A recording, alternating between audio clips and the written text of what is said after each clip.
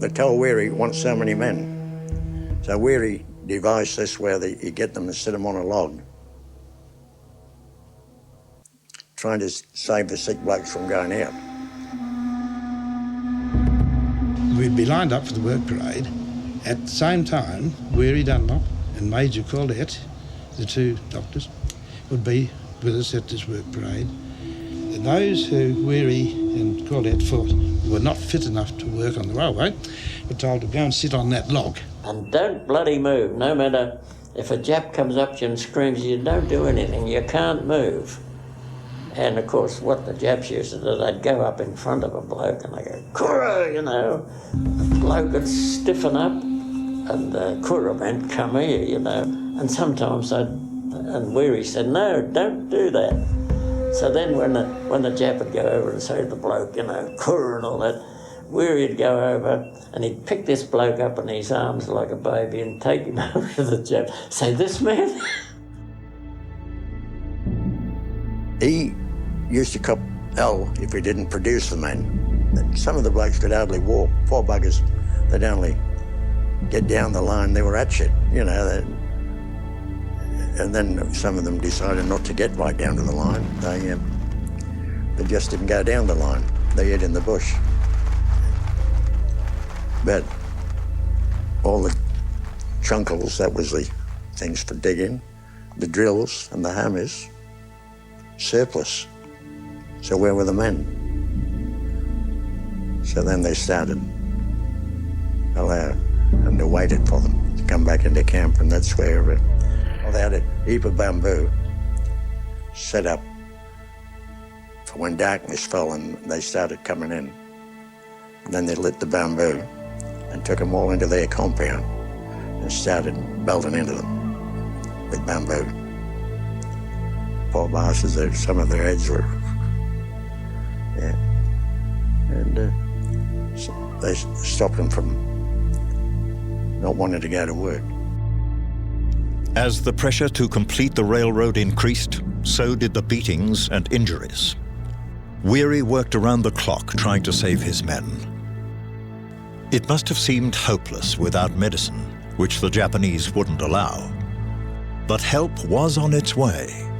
Unbeknownst to Weary, an organization known as V-Force had been formed.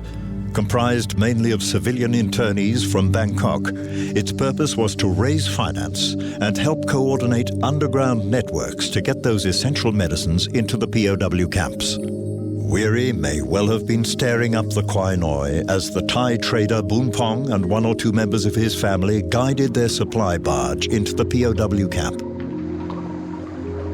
See, the barge would come up the River Kwai and pull into the cookhouse, and they received these baskets from Boon Pong's barge, carried them across the landing and into the cookhouse. And you could, as he did, hide things in those onions down underneath them and in the middle of them very carefully, very well. And then after that, I suppose Weary, but maybe could have been Major Wern, collected the material. Boon Pong is a remarkable little man wearing round spectacles and looking a little bit professorial with neat trousers and so forth. And he took the most incredible risks that he was an accredited trader who dealt in things like largely eggs and bananas, which, you know, were life-saving in themselves. But we could buy some very essential drugs like emetine for amoebic dysentery, iodoform, which is vital yellow powder for tropical ulcers, some other quinine specifics occasionally. They were absolutely life-saving drugs. He distributed from the civilian internees camp, the bankers and financiers who were locked up there. So this was a marvellous life-saving thing, but it was a very dangerous liaison. I would say he would have been tortured. He probably would have had meat skewers put through his eardrums, his belly pumped full of perhaps with dry rice and then filled with water until it expanded. All sorts of things. probably suspended. They would have tortured him, then they would have killed him. No doubt about that. And probably his family as well. So you can say he risked torture and death, and those words are not to use unadvisedly. That's what would have happened. Boon Pong died of a heart attack in the 1970s. But Keith Flanagan and some of the other prisoners of war were keen to locate members of the Boon Pong family to thank them personally. Boon Pong's father was doctor. Dr. Kien. I think that Do you think he lived there? It wasn't until 2001 that Keith tracked down Boon Pong's daughter, Panine, who was just 14 years old during the smuggling operation. Keith was extremely surprised to learn of her part in the operation. I found that she'd played a big part. I thought as a 14-year-old girl she wouldn't be very much involved except with entertaining the Japanese soldiers while negotiations were going on for the foodstuffs and the medicine and things going into the camps. She was very much involved. I didn't realize she's a real heroine. ลูกของตาเคยบอกให้ช่วยป่ะใช่เขาสงสารเนี่ย Mr. Boon Pong asked her to help because of humanity. They can't stand seeing those prisoners of war tortured. วันนี้ก็ไม่มีเงินก็ต้องให้เขา She saw they have nothing left, even though they have no money. Mr. Boon Pong and mother still give things away. Panine would often travel with her father on the barge to help with the deliveries into the POW camps. Young and very pretty, Panine was a welcome distraction for the Japanese guards. And while she had their attention, Boon Pong was able to smuggle in the life-saving medicines unnoticed. Nothing. She was still young then, and she make friends with lots of Japanese.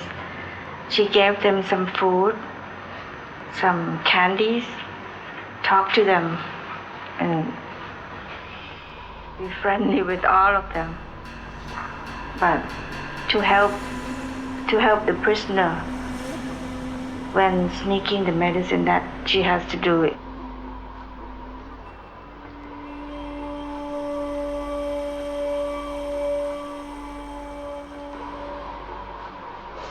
ตาเขาสั่งไงก็ทำได้ไหมแม่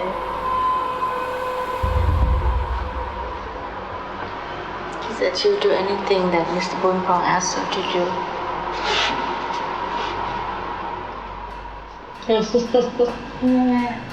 She's very proud of Mr. Boon Pong.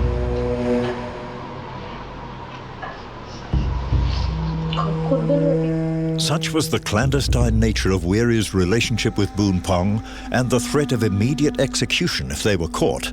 Not even Weary's closest allies in the camps knew of its existence. It wasn't until 1985, when Keith and a group of ex-prisoners of war brought Weary back to Thailand, that he mentioned Boon Pong. Actually, in 1985, we didn't know about Boon Pong, and Weary, in giving the Anzac Day address at the Kanchanaburi War Cemetery, mentioned him and other Thais who had helped. And we wanted to have some sort of a Weary Dunlop Foundation. He said, well, what about Boon Pong? So we ended up by having what we called the Weary Dunlop Boon Pong Exchange Fellowship. And that was to train young Thai surgeons in specialist fields in Australia. And with 35 have trained since 1986.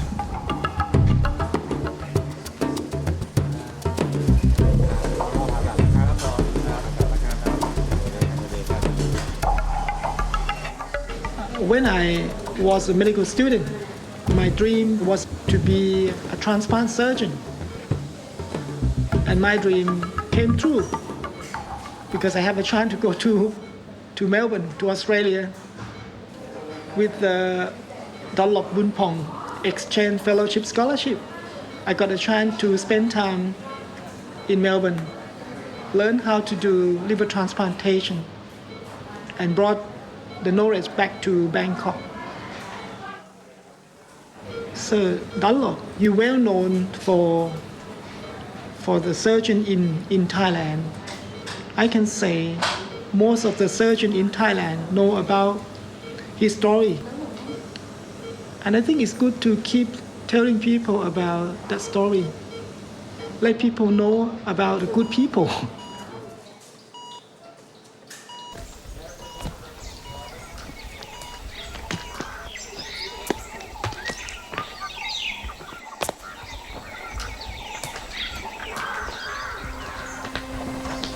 At the end of the construction of the railway, over 100,000 Asian civilians and 12,000 Allied prisoners of war had died of disease, starvation, injury, or been beaten to death by the Japanese.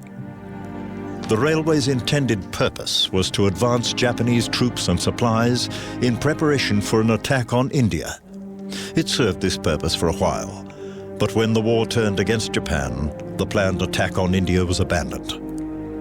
Instead, the railway was used to transport the retreating and injured Japanese troops back into Thailand. Less than 2 years after the railway's completion, the war was over and Japan was defeated.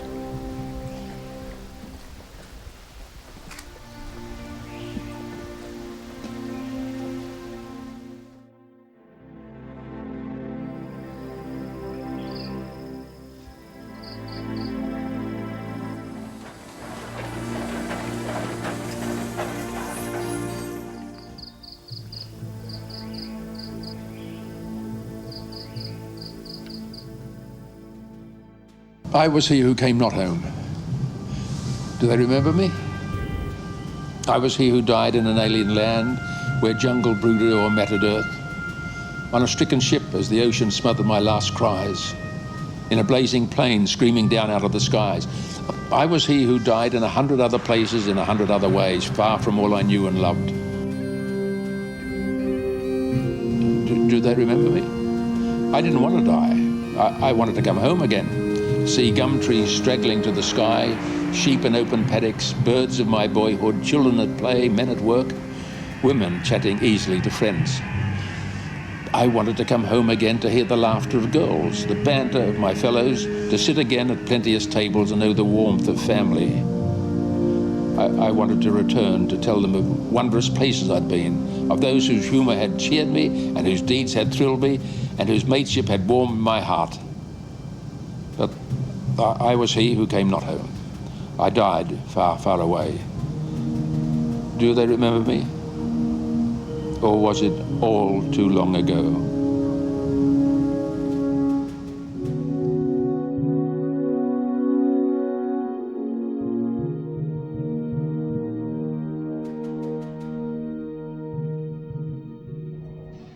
Like when we came back from the war, we'd lost 6 years of our working life, so to speak. We were young, and we came back middle of our 20s. We had a life to build. We had to get back into educate ourselves. We had to get back into learning to live in a civilised community again. And from there you proceeded to marriage, children, grandchildren, and before you knew where you were, retirement was around. And really it was only when we got in retirement that we had a chance to reflect on what had transpired. And on one occasion we were in the RSL club, and Keith Flanagan said to me, "You know, Bill," he said, "if we don't do something about Weary Dunlop, the world's never going to know just what he did up there." So I said, "Well, what are you thinking, Keith?" He said, "Well, I'd like to take him back." And that really was the genesis of it, and that was 1985 when we first brought him back. We only brought him back really to say thank you. That was the sole purpose, just to let him know that we thought you did a darn good job, Mary. And we had no idea that he was going to reach the public the way that he has.